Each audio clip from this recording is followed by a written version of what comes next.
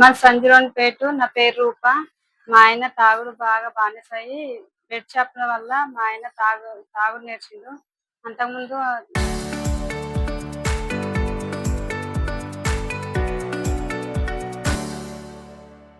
తాగకుండే. Only కళ్ళే తాగుతుండే అంతకుముందు.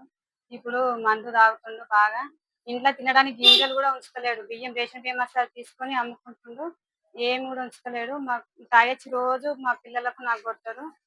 అవి తట్టుకోలేక మేము వేరోళ్ళ ఇంట్లో ఒక నైట్ మొత్తం ఉన్నాము. దెబ్బలకు భరించలేక. ఆ తర్వాత మా పిల్లలు తెలవకుండా పక్కింటోళ్ళతోటి మా అన్నయ్యలకు ఫోన్ చేస్తే మా అన్నయ్య వచ్చి పొద్దున మళ్ళీ తీసుకొచ్చిండు. 3 రోజులు కంటిన్యూ కొడితే ఆ దెబ్బలకు భరించలేక మా పిల్లలు వేరోళ్ళ ఫోన్ నుంచి చేసిండ్రు. కాల్ చేసి మా గల్లీలో కూడా ఎంక్వైరీ చేయండి. అంతే మాకు బాగా ఇబ్బంది పెడుతుండు. ఆ బెల్ట్ షాప్ బంద్ పెడితే మా సంసారం బాగుపడుతది.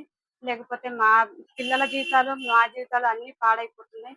ఈ ఎగ్జామ్స్ కూడా రాయనీయకుండా ఈ చదువులు, ఎగ్జామ్స్ సేఫ్టీ కూడా లేదు. పిల్లలు చదువుకుంటే నైట్ వస్తాడు, తాగుతాడు, నైటే తీసుకురమ్మంటాడు. బెల్ట్ షాప్‌లో పోయి తీసుకొస్తాడు. తేకపోతే పిల్లలని కొడతాడు.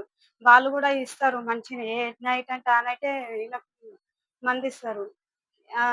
మాకు చాలా ఇబ్బందిగా ఉంది. బెల్ట్ షాపులు బంద్ చేయాలని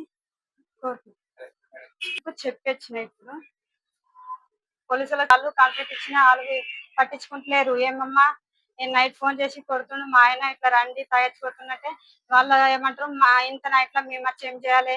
ఆహ్, ఏందమ్మా ఊరికే ఫోన్ చేస్తావని వాళ్ళు పట్టించుకుంటలేరు. ఎవ్వరు పట్టించుకుంటలేరు. ఇప్పుడు పట్టించుకోకపోతే వీళ్ళందరి పేరు మీద మా పిల్లలకు నేనేదన్నా తాగి చచ్చిపోతా అంతే. మాకు అంతకు మించి వేరే దారి ఏది లేదిగ. నా పేరు విక్కీ. మా డాడీ తాగుతాడు. బెల్ట్ షాపోళ్ళ దగ్గర పోయి మందు తీసుకురమ్మంటాడు. వాళ్ళు కూడా రాత్రి చూడకుండా కూడా ఇస్తారు. మా డాడీ ఎంత చెప్పినా తాగుడు బంద్ చేయడు. మేమైతే మాకు కొడతాడు సార్ మందు ఇవ్వకపోతే. తీసుకురమ్మని కొడతాడు. మా మమ్మీ కొడతాడు. మొన్న కొట్టిండు సార్. అందుకోసమే మేము మా పెద్దనాన్నకి ఫోన్ చేసి మా పెద్దనాన్న వచ్చి దొరకొచ్చిండు సార్.